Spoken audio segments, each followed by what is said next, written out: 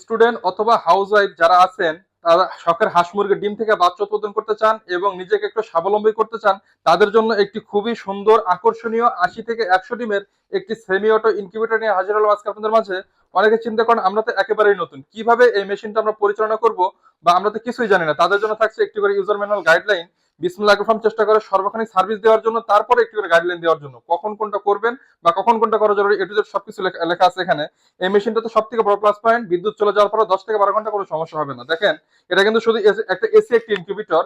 বিদ্যুৎ চলে যাবে 10 থেকে 12 ঘন্টা, যদি একটানা কারেন্ট না আসে আপনি ঢাকনা খুলবেন না, আপনার মেশিন ডিমের কোনো ক্ষয়ক্ষতি হবে না বা কোনো সমস্যা হবে না ইনশাল্লাহ, আমি গ্যারান্টি, কারণ আমি নিজে এসি ব্যবহার করি, আমি জানি।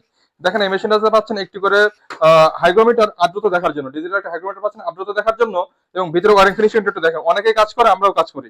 এখানে দেখেন এই কন্ট্রোলারটা আমরা ব্যবহার করেছি এক্সএসডব্লিউ 3001 কন্ট্রোলার মতো, যেটা সর্বোচ্চ ভালো মানের কন্ট্রোলার, আমরা কিন্তু সেটা দিয়েছি।